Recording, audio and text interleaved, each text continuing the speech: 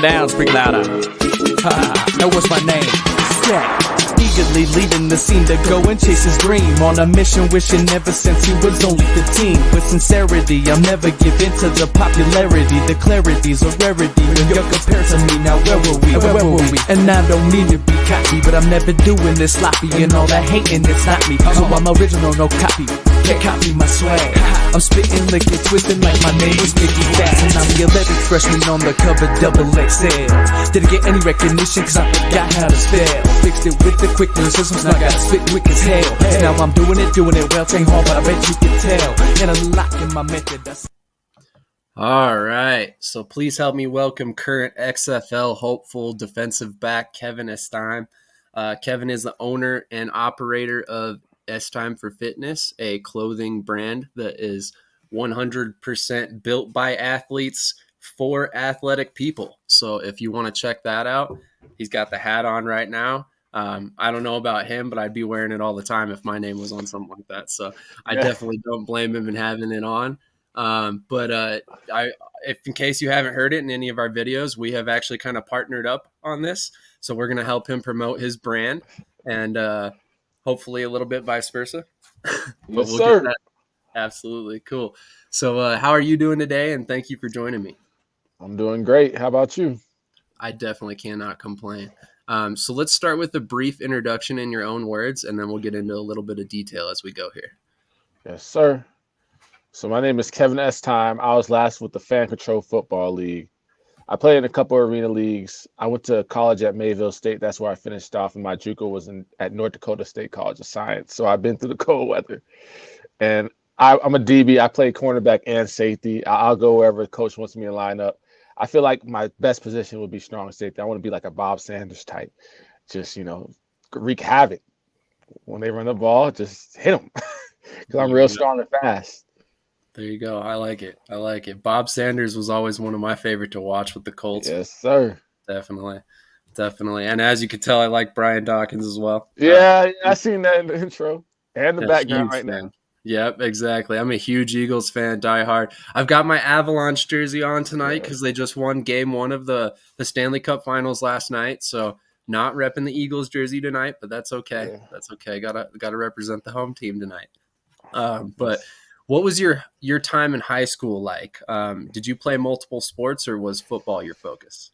So football was my focus. I also did weightlifting, which is weird because that was actually a sport. But high school, I was a late boomer. Let me see. Entering my senior year, I was 5'8", 150. Like I was a late bloomer. And what sucked the most is I barely played in high school because I was a late bloomer and I went to one of the best high schools in the nation. I had to look up how highly ranked we were. We were the top nation. I'll just leave it like this. We had 2 5-stars in the same class. Wow. We had Ha Clinton Dix and we had D Hart. D Hart, he went to Alabama as well.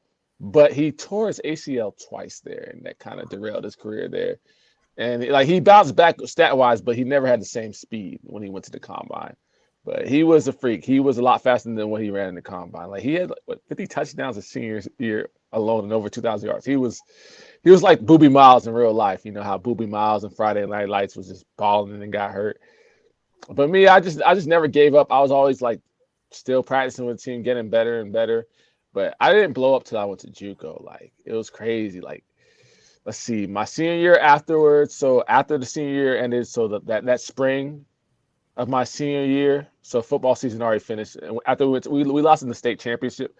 So that spring I was doing weightlifting and everything. But I went to like this combine just to get like a 40 time, and it was 4.7. Now I kid you not, when I went to my JUCO in California, I started off in JUCO, California. I went to the program a 4.5 guy, so at the summer I got faster. By that spring, I was a 4.3 guy. So within a year, I dropped down 4/10. So that's why I'm saying like late bloomer, like stuff like that. It was just crazy stuff you can't believe unless you see it in person. I've done several stuff like that in my life. Absolutely. In fact, I mean, you said it best. You came into high school your junior year. You said what 5'8", 130, 140, something like that. High school, my senior year, 5'8", 150 entering, right after the season started. So right now you're about 45 pounds heavier and 3 inches taller? Yes, sir. And running 0.4 seconds faster. Yeah. That's insane. That's insane. What did you change in your training over that time that helped you gain all this? So I feel like the reason why I can run so fast, and it makes sense too. Like I'm gonna name two trainers. So Ryan Flaherty, he trained Johnny Manziel, who would actually be my teammate within fan control football. He trained a lot of them guys, and he says like form has almost nothing to do with speed. And I agree because I've seen some people run ugly and run fast still. It's all about force production, like how much power you put into the ground. And he just said like the fast guys are the strong guys, and that makes sense because I don't know if you ever seen the Tyreek Hill Nordic curl video. A Nordic curl is not easy, and Tyreek Hill did it 10 times easy. I bet Tyreek Hill squat is closer to 600 and 500. Even though he's not that big, I bet you it's closer to 600 and 500. Because I already know he could do over 500 for sure. But yeah, it's just about having strong legs and like don't have much body fat. Because if you're strong and you have a lot of body fat, it's going to weigh you down. But if you lean, shred like 5% body fat, 6% body fat, abs poking out, and you're strong with the legs, if you're jumping and running, you'll be fast. But yeah, that's what Ryan Flaherty said. He just said like you just have to have like be strong. That's why, because that makes sense too. Because like in my senior year of high school, I was doing weightlifting, and I made it all the way to states. So I went to states for 2 sports my senior year: football and weightlifting. That's so crazy that was a competitive sport in high school. I never had that when I was in high school. That's crazy. So it was like a pause bench press, like you had to put it on your chest and pause it for a second, and then do it, and then it would be clean and jerk. So you power clean it, but then you gotta throw it over your head too. Ooh, that sounds a little scary. It's I see someone almost kill themselves in like a meeting before. Yeah, exactly. I know. They fell off the platform trying to do it. They fell off the platform while doing it. Oh wow! They didn't hurt themselves though, thank God. But that's amazing. It could get rough. Yeah, no doubt. So I mean, you come off of states in 2 sports, no less. Let's talk about your college recruitment. When did you start really looking at playing football at a college level? I'm a real confident guy, but it was weird because I wasn't that confident back in the day. So coming out of high school, I was thinking like, man, I know I got some talent, but I need to grow. Like I'm young and everything. I wanted to sit out a year and then go to like school, so I could be bigger and stuff, like make up for it. But then I learned about like gray shirting and red shirting, and it was crazy because even when I went to the JUCO, I just flat out told the coach before I even played it down, like red shirt me. I flat out said that, like red shirt me, because I just wanted to develop. Makes sense. And then I also saw that like some JUCOs could go like be like 3 for 3, like they redshirt their first year, play the next year, and then have like 3 years D1. I seen stuff like that too, but I just knew I needed to develop. But ironically, I did blow up the spring. But yeah, that's how I got fast too, because I got stronger. Because like I got a lot stronger my first year. My first 2 years in college, I got a lot stronger. Because let's see, my redshirt freshman year, I got a video of me squatting 500, video of me power cleaning 315. That's as I would have been 19 years old. Yeah, a 19-year-old redshirt freshman. Wow. And my bench at the time probably was like 335. Yeah, 335, and that's what it is. It's 405 now, the bench. That's insane. That's insane. You're benching over twice your body weight. That's man. Yeah, I'm benching over twice my body weight. 2 days ago, I was at 197. My goal is to be at the 190 to 195 range. I think 195 is a sweet spot, but anywhere between 190 and 195. I don't want to get below 190. I'm going to be the lightest I've ever been in years because I'm just running, because that XFL is legit. So I want to be a part of that. I agree. I think in terms of spring leagues, the XFL is going to be the top dog when everything shakes out. That's with the Rock. Opinion. Yeah, exactly. And actually, I wanted to throw out there, this is a personal opinion, so take it for what you will. The first iteration of the XFL, or I guess the second one, the 2020 version, they had about 17% of the players come from the showcases. I think this year, with the Rock's background in football, I think you might see as high as 25% of the roster is built from these showcases. So I personally think these showcases are a great opportunity for men like yourself to get in that league, because I think he looks at it a little bit differently than most owners of a league like this would, because he's been there. He's done that. He's tried to fight for his football dreams, and he didn't make it. So I think he's going to take a deeper look at the guys who are at the showcases trying to fight for their life in the football world. Also, the free agent pool is a lot bigger because you got to think after COVID, you would have had the 2020 class was definitely affected.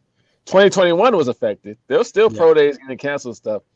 And I mean, this year it was more lenient, but if they didn't make it, you know, they're going to have to go to the showcase. That'd be their next bet if they didn't get picked up by the NFL. So you got 3 classes. Yeah, exactly. Get a spot. So I think it'll be higher, like maybe even 1/3 could make it. Oh yeah. It could. I don't know. I don't know the camp number. I don't know how many they're going to bring into camp per team. I don't know that. Do you know that? I don't know what they're bringing into camp per team. I know they're ultimately going to whittle it down to, I think, 70 total. I think it's going to basically be NFL numbers, 50-something on the active roster and 10 to 15 on the practice squad. So they're pretty good-sized rosters, and from what I hear, the pay is actually going to be about, I think, $2,000 a week more than what the USFL is paying. So yeah, I was thinking it was going to be around like 50,000 in total, something like that, because the USFL is like 45,000 for a whole season, regular without the incentives. Exactly, and I think that's what about what I've heard is somewhere around 50,000 on average. Yes, sir. So that's definitely good for. I mean, that's what 2 months, 3 months of playing. I mean, that's well worth your time for sure. Yes, sir. Definitely. So. We were talking about your college interest. Which colleges were showing interest in you and throwing offers your way when you were in your senior season? I just made it. I just knocked on the door. There was like no interest in me. I just started emailing, and then I got interest when I did that. Like when I put myself out, I ended up going to Northern California, the colleges of Siskiyou at first. Okay. And I really developed there. It was kind of weird though, because at the time, I looking back at it, I should have probably just stayed there the whole time at College of the Siskiyous. But when I ran that 4.33, because it was in the spring, I ran 4.38 and 4.33, and after that, it was crazy because I got a big ego out of that. Even like after spring practice, the coach would make me like break down the team. That's when I was like, whoa, I'm really that guy now. Like I had that ego, like oh, I'm that guy. But I still had flaws in my game. Let's see, I was stiff. Like I didn't have like the footwork, balance, and the hip fluidity at that time. I was just straight line fast at that time because I didn't really do yoga and I didn't really know how to stretch properly and all this and that. But eventually I developed those talents. But after I didn't like get the spot, I ended up going to Kansas. And that's kind of what I went to Kansas before I went to North Dakota. And Kansas is where I blew up because during spring, we had like a great strength and conditioning coach. And like the strength and conditioning coach we had, I'll talk about, he had us stretching.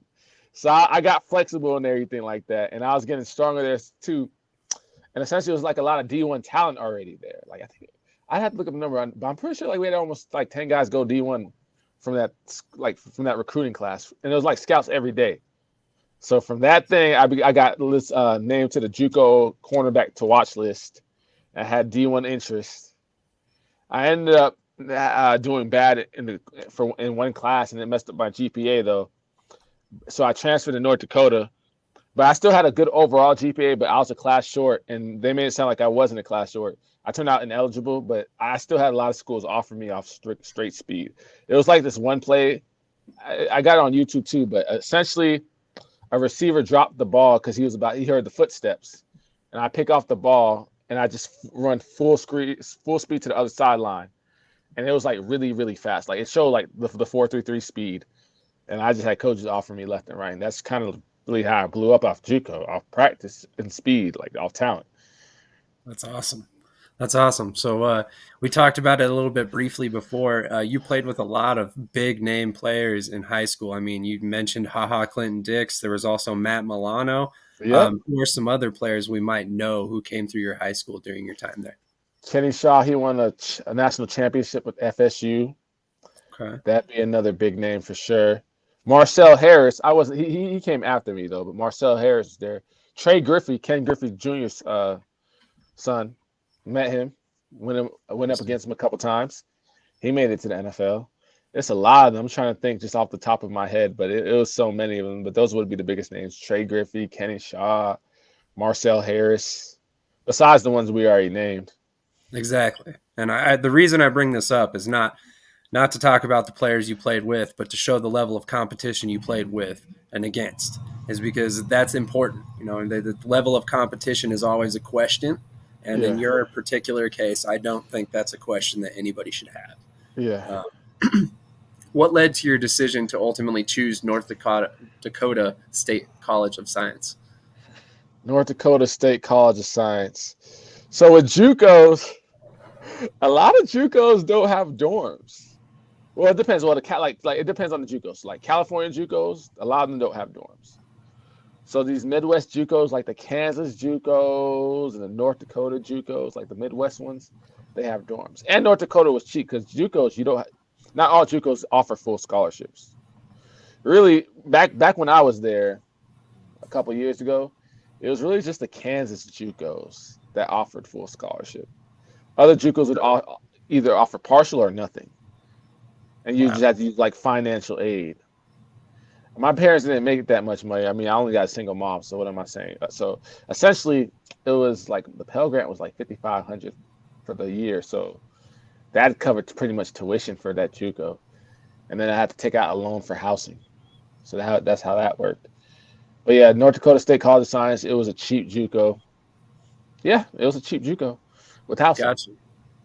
Gotcha. Definitely. I mean, hey, it's one way to get your foot in the door, and I definitely understand the need to keep cheap. I definitely found myself in the same boat when I was going to college myself. So that I saw that you actually competed in track as well. I mean, we talked about you being a fast guy, but I mean, this included 4 different events, if I'm not mistaken: the 60, 100, 200, and 4x100. You seemingly placed pretty well. Seeing your name is ranked as high as 6th in the events that I saw. What led you to compete in 2 sports at the college level? So I just knew like track would help me get better, like faster and flexible, and it just made me a better athlete, which it did. So that's why I wanted to do it. And it was pretty tough because when the coach let me do it, I still had to like show up to practice. So how does the format go? So like it'd be like 6 a.m. 6 a.m. football conditioning. So I go to that, and then around like 10 p.m. I'd have a team lift. Like we had different team like sections of lift. Like it'd be like 9 a.m., 10 a.m. So I lift with the football team. Yeah, so that's already 2 workouts, and then track would be around like say like 2 o'clock. So it was like 3 workouts a day. Wow. It was yeah. It was That real. explains why you developed so fast. Yes, sir. So you, like you said, you moved on to Mayville State University for the 2017-2018 season, and you carried a 3.2 GPA after talking about the issues you had with grades. What led you to Mayville, and how did your time on the football field go? Mayville, it was last minute. I probably would have went somewhere else, but Mayville, I graduated and I liked it. But football was kind of good. Like we didn't really have much success, but I learned I knew I had talent, and I kind of showed. Like even the one time at corner, I had like 7 tackles in the first half, and it was mainly run support too. It was against a team. What was it, like Dickinson State, I think, but it wasn't Dickinson State. It was a blue team. I got it on my phone. When I see it, I can remember the team's name. But essentially, like I just came downhill a couple times, and it was on my highlights too. But Mayville State, I got my degree there, so I got 2 degrees, my AA and my bachelor's. So that was good. And I learned how to fight adversity in Mayville. But Mayville, it was also a cheaper university because like once you go to the like D2 NAIA level, those full scholarships don't happen. Yeah, They don't. D1, I mean, I think even some FCF schools don't have full scholarships, like D1 AA's. wow, that's crazy to hear. I mean, I don't think people really think about that when they're considering football players and stuff. You know what I mean? They're just like, oh yeah, everybody just gets they get everything paid for them, and they just play football. That's the best part of life, right? But yeah, it's not as simple as everybody thinks. It's not. It's a battle. And I mean, from talking to multiple guys like you that are in this position where you're constantly looking for your next opportunity to stay relevant, it's not a joke. It's a lot of money out of your pocket to travel to all these showcases, to show up in all these different cities, states, sometimes countries. It just depends on if you're going for the CFL or the LFA or whatever it might be. I mean, it's not cheap and it's not easy. I mean, you guys are working jobs and trying to train on top of everything and try and make a football league. It's insane. It's insane. I have a lot of respect for everybody that does what you're able to do. So I read another one of your interviews with I'm a website I'm a big fan of, NFL Draft Diamonds, Yes, Damon sir. Talbot. You mentioned you wanted to meet Chad Johnson. What makes you like Chad Johnson specifically? And I seen he was at FCS. I could have had that dream happen. But Chad Johnson, he has all the energy in the world. Like, it's just it's it's amazing how someone could be like so laid back but serious. Like when he was on the football field, he was serious, but you can see like he just be laid back at the same time. Like he works really hard, but it seems like the way he acts sometimes, like he just goofs off. Yeah, he has a lot of fun, that's for sure. Yeah, exactly. That's a good way to be. And honestly, I kind of see after watching some of your highlights and kind of seeing your energy, I see the comparison now. You guys would probably get along quite well, I think. Yeah. You mentioned you prefer press coverage in this interview as well. Due to your size and strength, do you believe if both you and Chad Johnson were at your peak, you could take him one-on-one?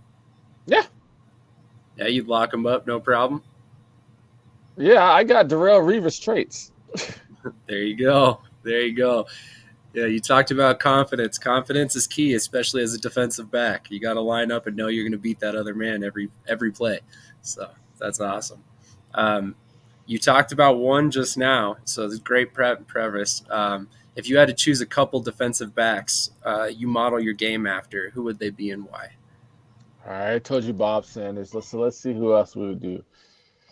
You mentioned Darrell Revis, so Yeah, I did that too. So we already named two of them. Okay. yeah, that's a solid tandem already. So I'm curious who other names are going to pop up on this list. Man, I'd only name like one or two more, if that. I'm trying to think who would I name, man. I want to like set the tone. I don't want to even name anyone else. I want to set the tone. There you go. I like it. Yes, sir. That's awesome. So you ultimately leave Mayville in 2018. Talk to me about what happens following college. I assume you declare for the NFL draft. What teams end up showing interest in you? It was a tough process. So let me explain to you this right now. Mayville State didn't win a game. It was like 0-10 or 0-11. And it was bad. So like when I signed with the Sioux City Bandits immediately, but I had a lot of talent. Like I'm thinking in the back of my head, like the Bandits, like because I ran a 4.37 and a 4.38 for a CFL team, but I didn't sign a contract, and so I didn't like lose my college eligibility because I did it in between like my junior and senior year, like before school started, like winter break. They literally had the tryout January 7th, and that was a week before like school started. As long as you don't sign a contract, you're not a professional athlete because you didn't get paid. And I looked into the rules. I'm like, you know what? I could run a time and see if they want to give me a contract. And they did because I like called agents, but I didn't sign no paperwork. But what happened was in the back of my head, I'm like, well, let's see. The CFL pays like 60,000 Canadian dollars. So that's like 50,000 US.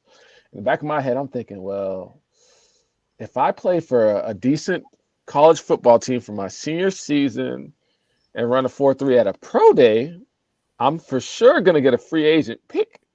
Like, I'm going to be an undrafted free agent for sure. Yeah. I'm not in a big D1 school, but all I got to do is play good. And then, I kid you not, even after that season, I called team agents left and right. What school did you attend? Click, click, click. They all hung up. Like, they're looking for the D1 guys and all that stuff. Right when they hear like a no-name school, click, click, click, click. Yeah. I called a lot of them. Like, it was crazy. And I was thinking, like, this is not a joke. Like, coming from a small school is not a joke. You will get overlooked easy. Exactly. There's a definite bias for bigger schools, and it's that level of competition thing we talked about. But with that being said, there's so many good players out there. You can't assume based on a conference a team's in that they're not playing significant competition. It's just one of those situations where it's just a bias that's built in over decades now at this point. At 5'11", 205 pounds, you've been clocked as high as 4.37 in the 40, or actually 4.33, you said. I did not find that in my research, actually. That was college coach. So I ran the 4.33 and 4.38 for my college coach, but officially, like for a scout that who did not know me or anything before, it was 4.37 and 4.38. Regardless, they're both 4.3s. Yeah, absolutely. Absolutely. I mean, what's 400ths of a second? I mean, you can't even Yeah. comprehend how quick that is. So, despite all this, you end up in the arena football. Talk to me about the challenges you faced when transitioning to the arena game. I know it's so much different from college or NFL or anything like it. One thing I really want to put out, and this is some good material for anyone watching. The toughest part about the Arena League is the pay, because you have to work a regular job and this and that. So I'm not fully focused on football, and that's another reason why I'm really hyped up for the XFL. Because if I sign with the XFL, I can fully focus on football. But the Arena League, even during the Arena League, I was literally doing college classes while playing arena football. Because I had a couple classes I still had to do. It was like online. And I graduated that semester. But arena, the toughest part would be the high motion. Okay. Because receivers get a head start, a 10-yard head start. Yeah, So that could be imagine Tyreek extremely Hill difficult. with a 10-yard head start. Yeah, Coming exactly. off the line. Makes it extremely hard to press a receiver. So Yeah, you really can't unless you're in the red zone exactly. trying to do zone coverage. Exactly. So that was the 2018 season, correct? And you said you Yes. landed with man, I'm blanking off the top of my head at the moment. Sioux City There Bandits. we go, Sioux City Bandits. I'm sorry about that. What happens in the 2019 season? 2019, like I was saying, the financial aspect of it. So I was struggling with the bills, and essentially I was talking with the Omaha Beef, but it was kind of weird because and some other teams too, but I moved to Omaha in 2019, but I moved on my last dollar. So I was just working the job, And then eventually Marvin Jones made it sound like I might get signed that year. It didn't work out that well, especially with me having work and everything. Kind of it just didn't work out with me because I just couldn't do it. But eventually I went to the tryout in 2019 and killed it. And they gave me a contract the very next day. I woke up to the contract and signed it. Nice. So it worked out for me then. I was doing I got my money up doing Uber and food delivery because that's one thing that helped me with Omaha. Omaha is a big city. It's 500,000 people. So if you have a strong work ethic, you can make money in Omaha. I learned that a lot. If you have a strong work ethic, you can make money in Omaha. That's basically true.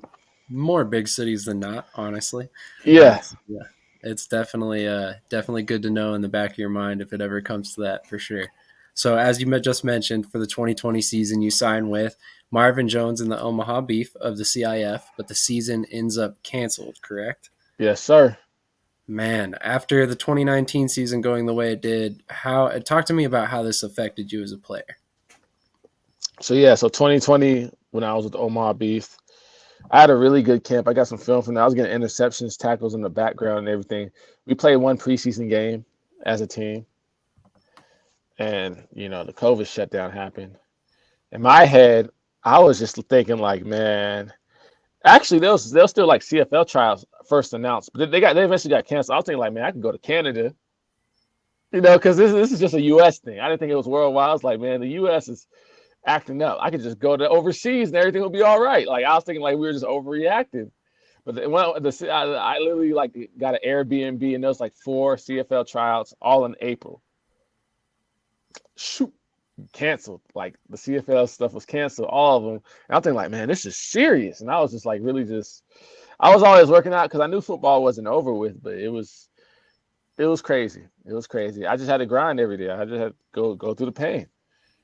Yeah, absolutely. I mean, we didn't mention it here, but 2020, the CFL season was canceled as well. And they were not the only season or the only league that got affected by that. I think the AFL went out of business the year prior in 2019, partially due to COVID.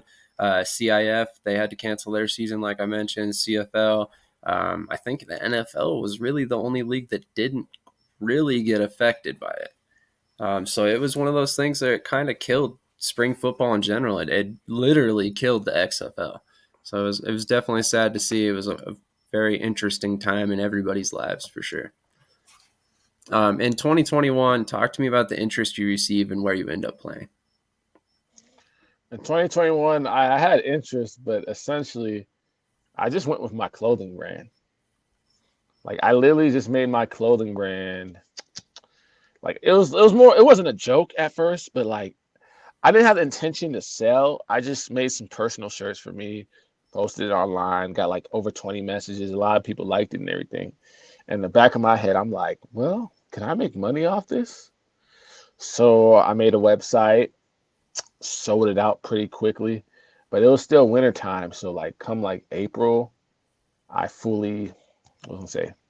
I start doing other stuff. Like I started expanding like tank tops, this and that, all this and that, and everything was selling. And I just went with the clothing brand. Gotcha. So that actually prefaced me into my next question.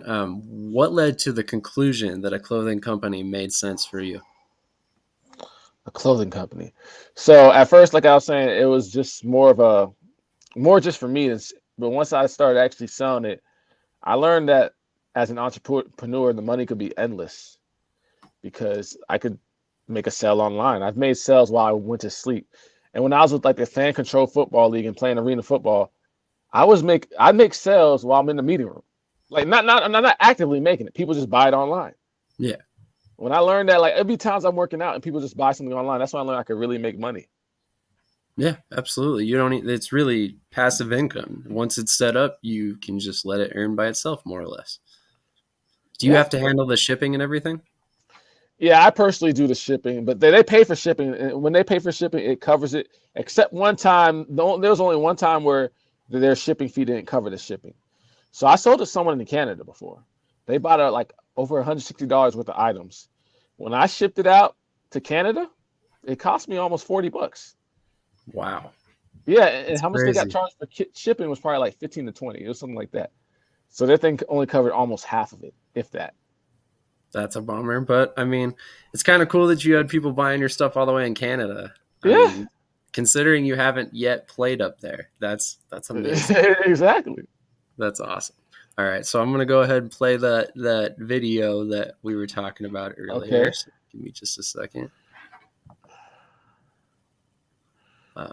because I think this is pretty appropriate for what we were just talking about. What time is it? It's time for business.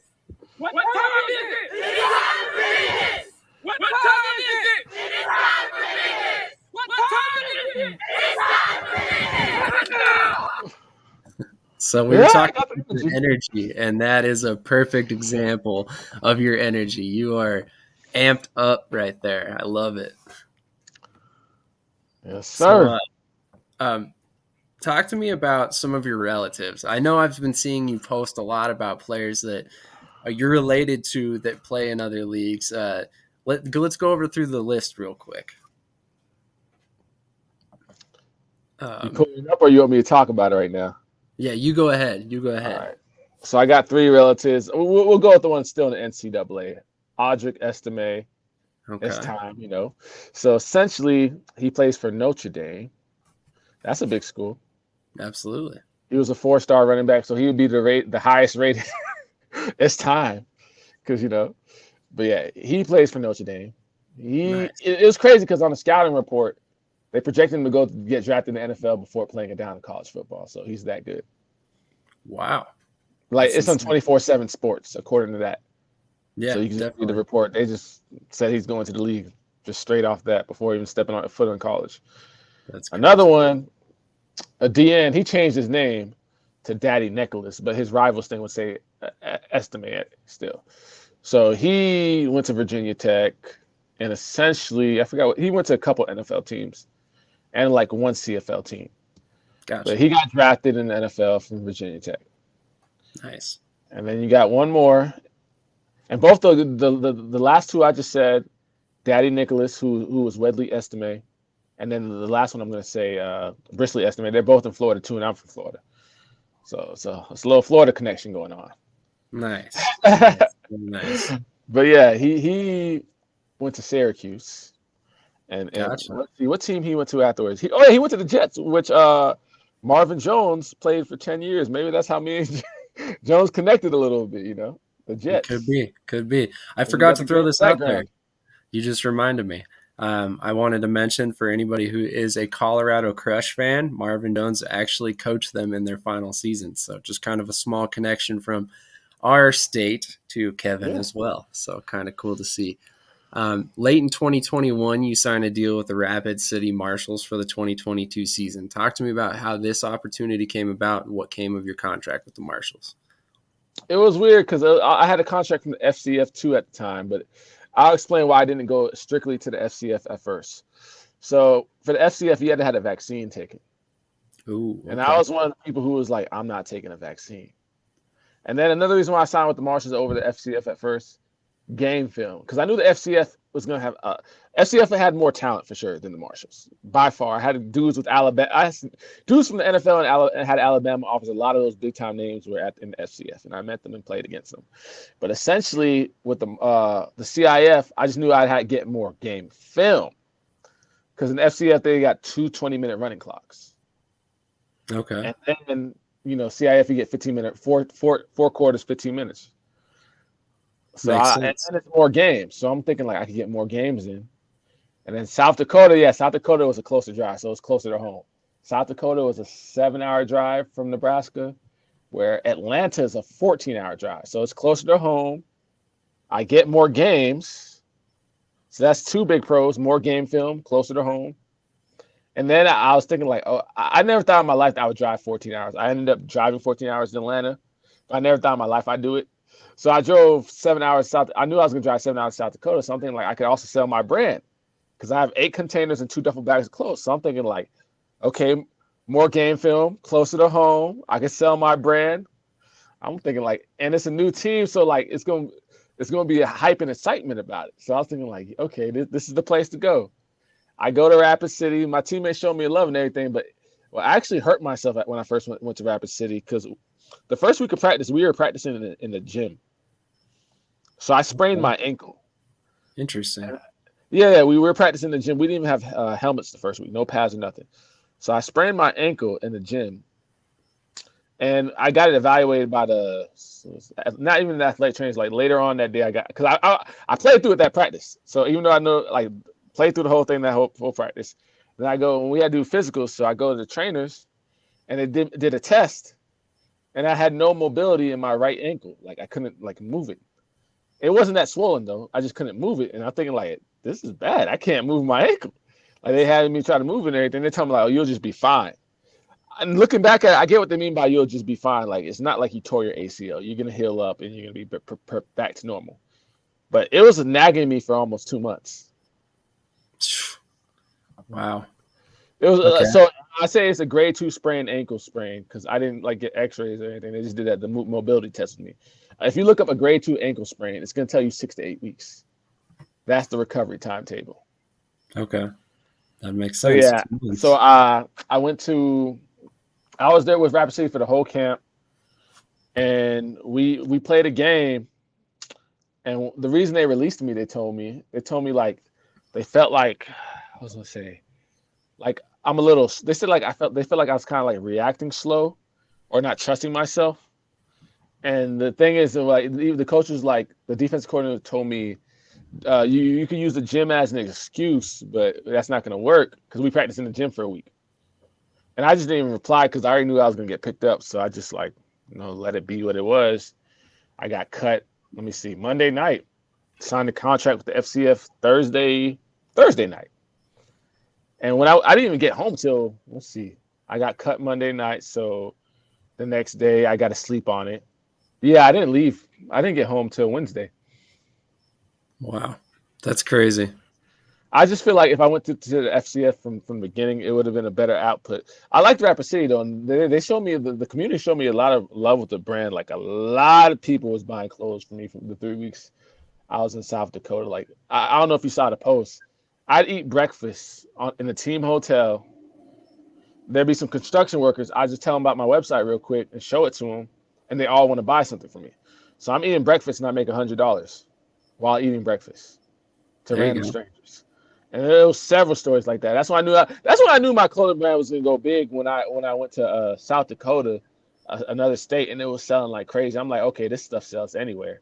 That's when it got me thinking like, okay, I just gotta get people to keep wearing it. There you go. I mean, it is catchy. It's a definite catchy brand name for sure. Yes, sir. So what are some of the cons for FCF players as defensives on the defensive side? I'm going to name the number one con right now. It goes hand in hand with what I told you earlier. I love press coverage. And the number one con is you have to be a yard off the ball. So D linemen are a yard off the ball. And DBs are a yard off the ball too. So the receiver could already be a yard and a half off the line. You still have to be a yard off the ball. So if you like watch the one-on-one, sometimes the DBs give them a yard and a half, a 2-yard cushion in press coverage. And you're looking like, what is he doing? No, you have to be that far off. Yep. That's the rule. Yep. So with me, I remember, I got like a picture of the evaluation. I broke up a lot of passes in our evaluation day, but I remember like my coach would tell me like put notes like you need to touch the receiver, and I didn't want to talk back, but I'm thinking in the back of my head like, well, it's kind of hard to touch someone who's already 2 yards away from you. Like, yeah. Also, another thing is we were taught to like fully shade. So how can I explain this? Most DBs, like I don't know if you like look at like the Desmond Trot. It's one of the Trufant twins. I'm trying to think if it's Marcus Trufant. Yeah, it would be Marcus Trufant. He has a video of like how to press coverage. Actually, I'm actually going to watch this right after. But Marcus Trufant says you should be like half split. So say the receiver's on the line, and you want to do inside coverage. So my outside leg should be half split between them. So you're shading half his body.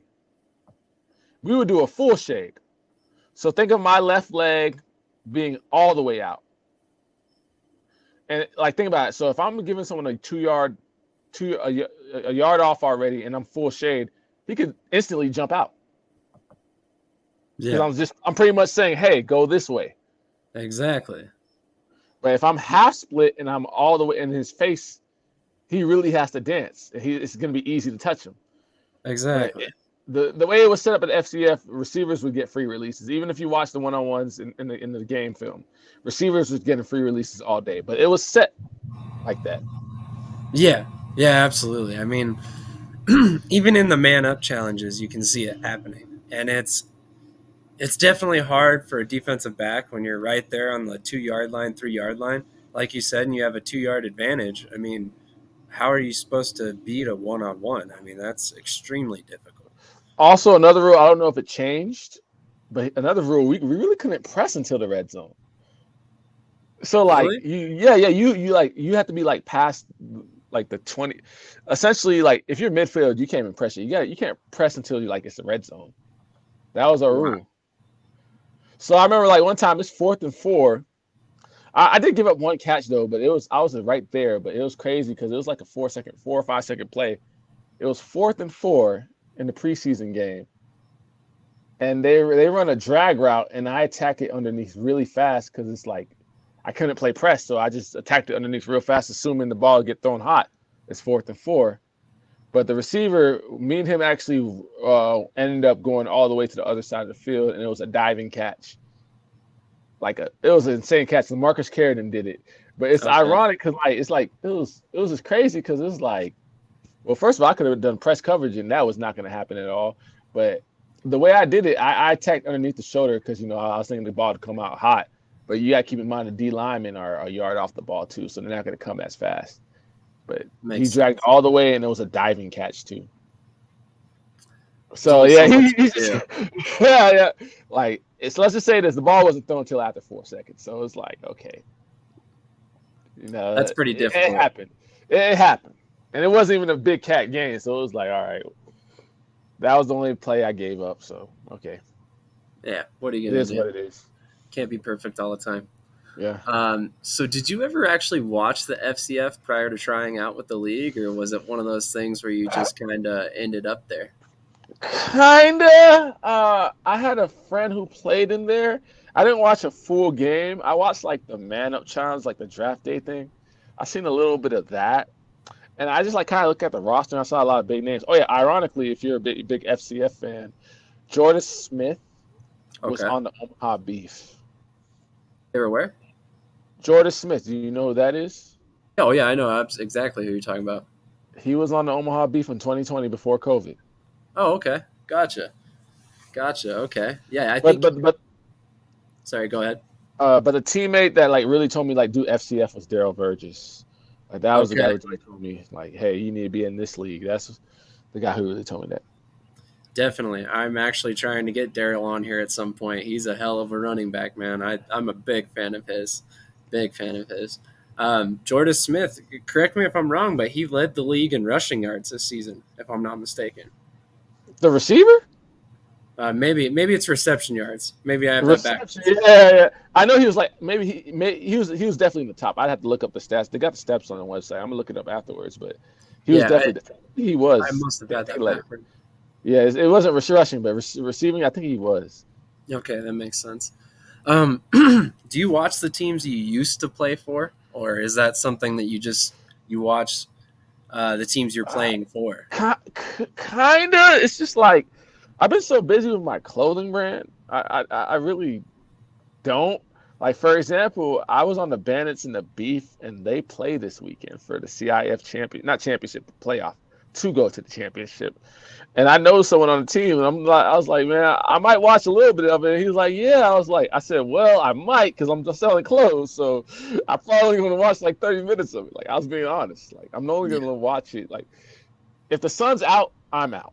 We'll just say that, because there's people outside. So when it gets dark, like say around like 9 something, yeah, I'll watch a little bit of the game. It's just kind of hard to watch the game while selling clothes, because I have to pay attention to customers and people walking around and all that stuff. So Absolutely. I do watch my teams, but right now I'm focused on my clothing brand. We'll just say that. Gotcha. So for the people who are watching, where do you catch CIF games? CIF games, you go to YouTube, and they got the CIF network on YouTube. Oh, okay, cool. And they play them live. That's awesome. So for anybody who wants to check out CIF games, completely free to watch. That's great. It's great. Talk to me about your career as a personal trainer. What are some highs and lows of trying to do this job and train yourself to be ready for XFL showcases? So I used to be a certified personal trainer. I only train myself. I sell clothes full time. Gotcha. That's a full time gig.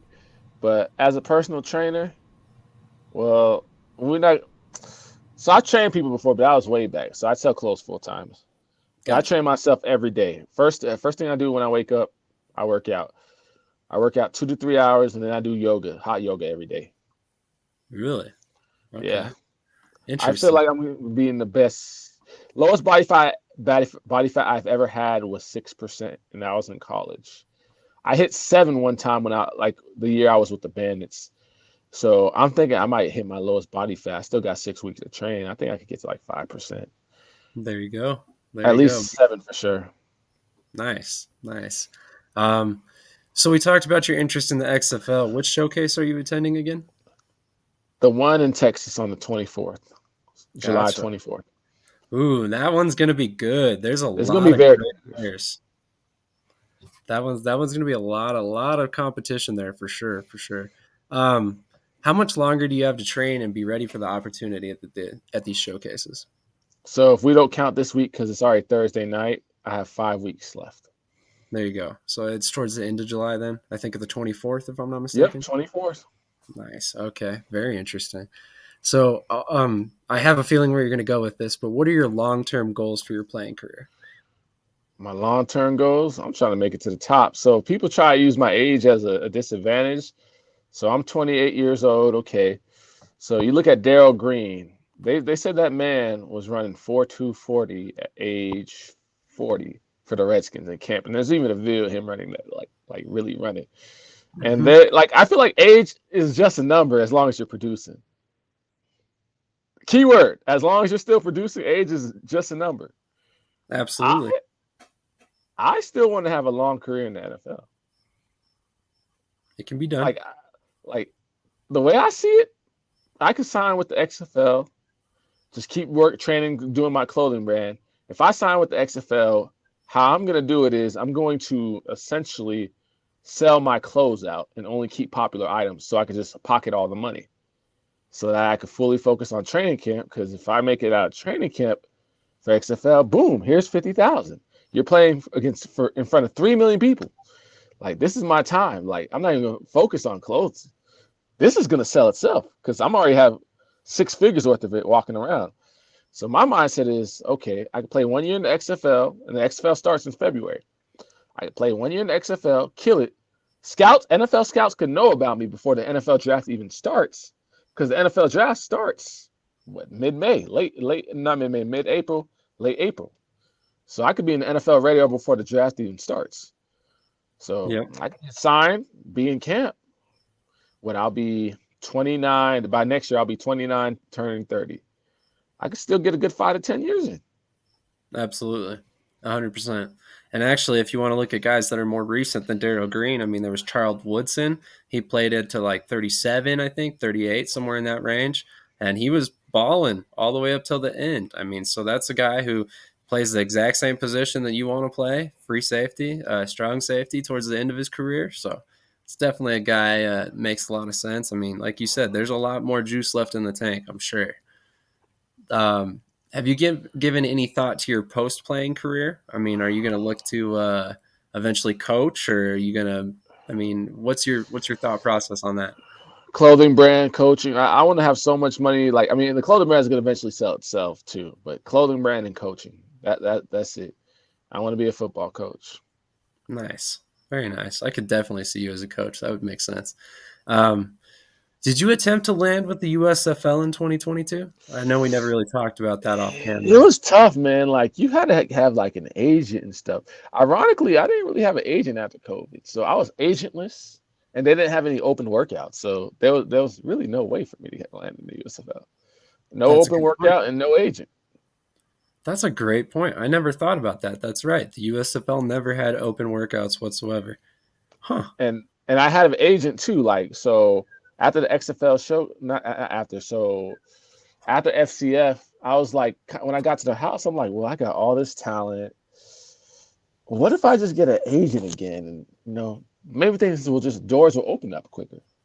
So I signed with an agent. I was actually planning to go to a CFL workout before the XFL even got announced, but I backed out of it because, like I said, I sprained my ankle, and I was just in camp with the Rapid City March for 3 weeks and the FCF for 3 weeks. So that's 6 weeks of not training purely for football and coming off an injury.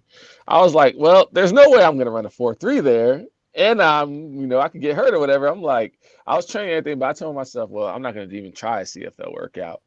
And then boom, the XFL happened, and I got in. And I learned that not everyone got into XFL. So it's like, okay, did I get into the XFL because of my talent, because of my agent, or because talent, age, or because I was in the FCF? It doesn't matter because I'm in there. But I took it more serious too when I really learned that the XFL showcase is not an open tryout. It's really invite only if you really think about it. Basically, yeah. I mean, there's an asinine amount of players that got denied. And a lot of those guys got denied because they're not currently on rosters. So for a man like yourself, you're not currently on a roster. The fact that you got that invite and you are going, that's pretty freaking big, to be honest. I mean, like as you know, I'm building out that XFL showcase list. So I've talked to a lot of guys that are not as fortunate as you are right now. And they're playing in leagues right now. So I don't really know how the XFL made these decisions. So honestly, there had to have been something about your game personally, I think. And that's my opinion, because like I said, I'm not necessarily connected with anybody in the XFL yet. But with that being said, I mean, there's a reason why these guys are at the showcases. So, I mean, I'll just leave it at that, and we'll see where it lies, a couple months from now. But, I mean, come November, I think we're going to see, like I said, a large chunk of these guys getting their names called by the XFL in the draft. Yes, sir. So what are your opinions on the USFL through season 1? Have you watched the game, really? I haven't watched the game, but I watched like YouTube videos like saying what's their opinion is on it. And I know they're doing decent, at least. The only bad part is they have like a hub. Yeah, like a hub. So like they don't really have like a fan base. I guess that was another reason why I chose Rapid City Marshals over that was definitely another reason why I chose Rapid City Marshals over FCF too. Because I knew that FCF is a hub too, where we were all based in Atlanta playing in the same thing. That's so essentially it wasn't like a fan base. Like it's kind of like I heard some people don't like the FCF, not everyone, because it's kind of hard to root for people like have team attachment. Oh yeah. Yeah. When you have players switching teams every week. Oh yeah, 100%. Yeah, it's hard to have emotional attachment, and I guess that'd be like the same concept for like a fan for the USFL. Like I'm pretty sure they're gonna get that fixed next year though, where all the players are gonna be on like for the team, not a hub. Like actually, Yeah. like have them being at that state playing, because that would help a lot. Because I've seen the stadium and it looks like what? What is this? Like when you look at the like there's no one in the stands. I say that's a tough. Yeah, exactly. So I got a couple more questions before I let you get It's out all of right. here.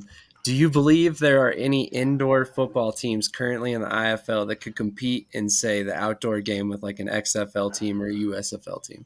I know that's an odd question, but I'm curious of your opinion because you're going out for XFL right now, so you're going to be playing the outdoor game.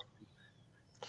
I mean, there might be one or two. Like it's going to be in the IFL, maybe the Mass Pirates or Arizona Rattlers, but like compete out and all the way because I feel like yeah, this is the best way to put it. So arena football is like a JUCO kind of like like a JUCO.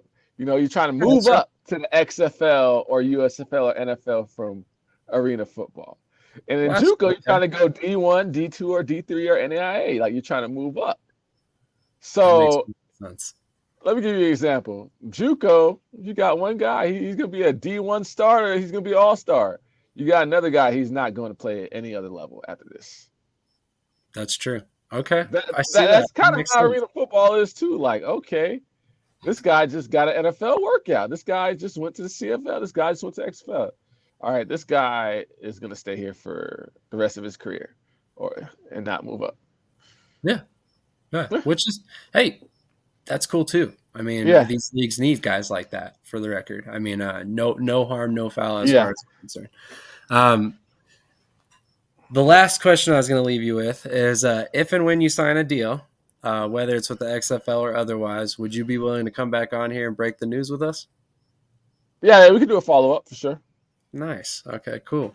That was the last question of the night for you. I know I said that it was just going to be about an hour, and we almost hit it exactly to the dot. So I'll let you get out of here for the night. I really appreciate you coming on, man. Once again, you are extremely interesting to research and kind of learn more about your career, and we'll definitely have to chop it up again at some point. Hey, I have one question real quick. Absolutely. What time is it right now? It's time for fitness, buddy. Yes, sir. I'm glad you got the answer right. Absolutely. Have a great night, man, and I will talk to you again in the chats here soon, and we'll stay in touch for sure. Yes, sir. Thank you. Absolutely. Have a great night, man. Once again, thank you so much. Once again, that was Kevin Estime. Again, the owner, operator of Estime for Fitness. Again, if you are an athletic person, if you are in the fitness world at any sort, you should definitely check out his brand, Estime for Fitness. You can check out his link on our website, wordpress.shadysports.com, or sorry, shadysportsnetwork.com. We also have a 10% discount coupon that you can use at checkout. It is Shady Sports Network, all one word, capital Shady Sports Network. And you can get 10% off at checkout. Obviously, as I said, this is a partnership. So we do get a kickback every time you purchase something from him from our website using that discount code. So we obviously appreciate all the support that you can give to him and to us in turn. So definitely go check out his stuff. There's a lot of awesome athletic wear for all you sports people out there. And I figure that is a perfect person for us to partner with because as of tonight, you see the Avalanche jersey. There's a reason for it.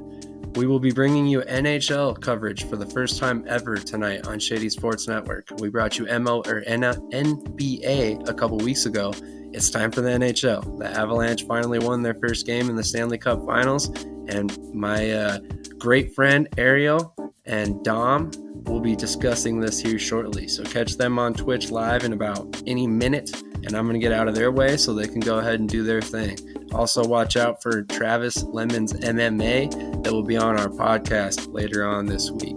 But that's all I've got for you guys tonight. I hope you enjoyed this interview because I know I did. Have a great night and definitely stay tuned for Ariel any minute.